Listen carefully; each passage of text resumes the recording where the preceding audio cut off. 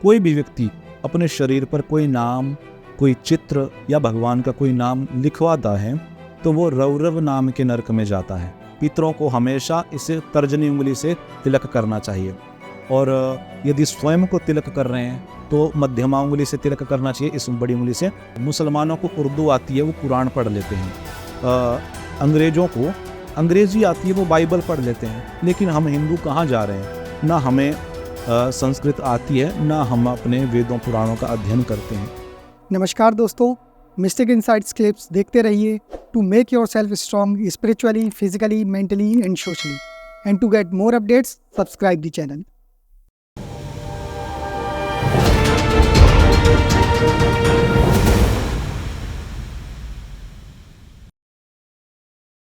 जी, एक अभिषेक जी हैं, वो दिल्ली से हैं और कहते हैं कि मैं अपने कॉलेज में पढ़ता हूँ और यहाँ पे मैं देखता हूँ कि मेरे साथ के कई फ्रेंड्स अपने हाथ में और अपने शरीर में अच्छे अच्छे टैटू बनवाए हैं, और इनकी भी इच्छा होती है टैटू बनवाने की, और ये चाहते हैं कि महादेव का टैटू अपने शरीर में बनवाए।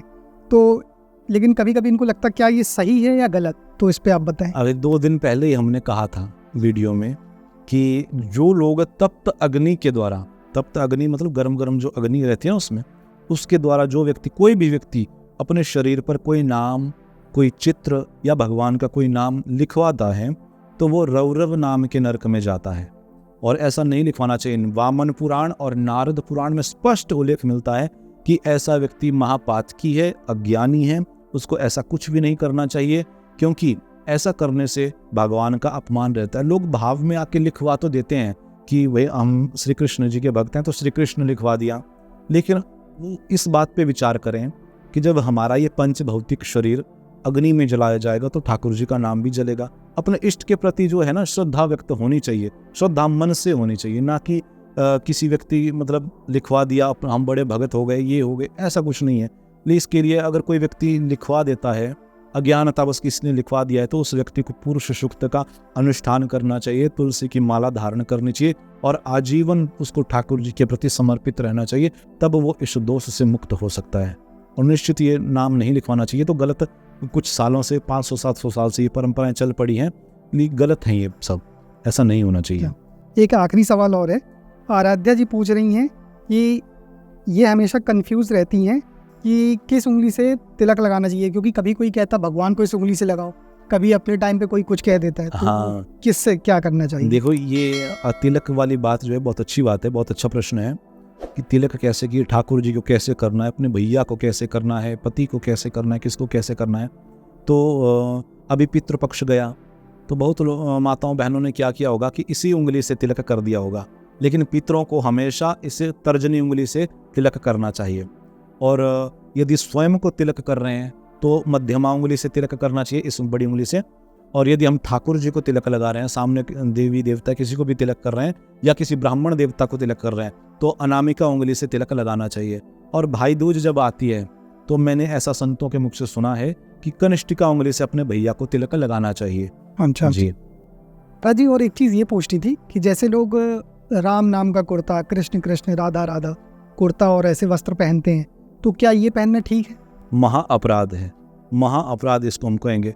हमारे ठाकुर जी के नाम का वस्त्र यदि हम पहन रहे हैं, वो हमारे नीचे, हम बैठते हैं वो हमारे नीचे जा रहा है, हमारे जब हम उसको धोते हैं उसका जल कहाँ पे जा रहा है? भाई ठाकुर जी का नाम, तो नाम की महिमा तो समस्त वेद गा रहे हैं, हमारे साधु संत गा रहे हैं, तो नाम का हम अनादर करें। आप विचार करिए, नाम से यदि वो चरण मतलब जल बहकर जाएगा तो वो चरणामृत बनेगा।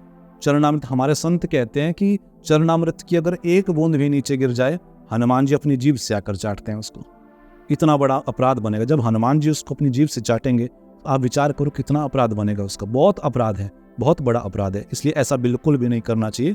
कोई भी व्यक्ति हो, भगवान के नाम के कपड़े या भगवान के नाम का कोई टैटू, चित्र कुछ भी बना दिया, ऐसा बिल्कुल भी नहीं करना चाहिए। महा अपराध होता है। अपने इष्ट के प्रति व्यक्ति को श्रद्धा रखनी चाहिए, लेकिन ऐसी अंध भक्ति जिसे हम कहेंगे, ऐसा नहीं करना चाहिए।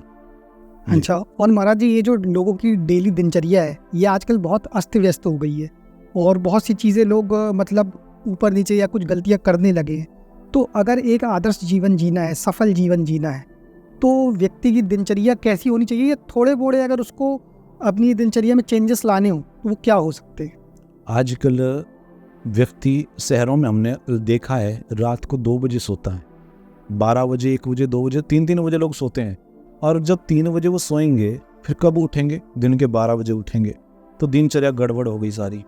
व्यक्ति को आज ये मालूम नहीं है कि उसको सोना कब है, उसको जागना कब चाहिए, ठाकुर जी की सेवा उसको कब करनी चाहिए। 12 बजे तो लोग ठाकुर जी को जगा रहे हैं। जब स्वयं ही 12 बजे उठेंगे तो ठाकुर जी को फिर जगाएंगे कब? तो सबसे पहले तो हमें लगभग आप 4 बजे ना उठ पाओ, 5 बजे तक उठ जाइए। 5 बजे भी ना सही, कम से कम 6 बजे तो उठे ही जाओ। 6 बजे उठ जाने के बाद तुरंत अपनी नित्य क्रिया, शौच इत्यादि क्रिया करके, उसके बाद स्नान इत्यादि क्रिया करके, उसके बाद आप सीधा ठाकुर जी के भवन में प्रवेश करिए। और ऐसे ही प्रवेश नहीं करना है। कैसे प्रवेश करना है? और जैसे आप दरवाज़ा खोलेंगे 3 बार ताली बजाएंगे तब जाके प्रवेश करेंगे। उसके बाद एक थाली लेंगे। जब ठाकुर जी को स्नान करवाएंगे तो थाली लेनी चाहिए, उसमें स्वस्तिक बनाना चाहिए, तुलसी दल पधराना चाहिए, फिर ठाकुर जी को विराजमान करना चाहिए। फिर ठाकुर जी का दूध, दही, घी, शक्कर, शहद यानी पंचामृत से स्नान करवाना चाहिए। उसके बाद ठाकुर जी का श्रृंगार करना चाहिए। श्रृंगार करने के बाद ठाकुर जी के वस्त्र इत्यादि धारण करके उनकी आरती करनी चाहिए। फिर उसके बाद भोग लगाना चाहिए। दोपहर 12 बज जाएँ, 11 बज जाएँ, उसके बाद पर्दा लगा दीजिए मंदिर का। शाम को फिर 4 बज जाएँ संध्या काल में, फिर जल सेवा और फल सेवा ठाकुर जी को दी जाती है। उसके बाद संध्या कालीन में वही ठाकुर जी की आरती, भोग, फिर श्रृंगार उतार के उनकी शयन आरती करवाई जाती है। ये नियम यदि कोई व्यक्ति अपना ले अपने जीवन में ठाकुर जी से, और सबसे बड़ी बात अपने पुराणों का अध्ययन करना प्रारंभ करे, क्योंकि जो बातें हमारे पुराणों में भगवत गीता, भागवत जी इत्यादि पढ़ें तो शायद मुझे लगता है कि व्यक्ति को अपने आप ज्ञान हो जाएगा, भक्ति भी मिलेगी, ठाकुर जी प्रसन्न भी होंगे। लेकिन व्यक्ति ने जैसे अपने ग्रंथ छोड़ दिए।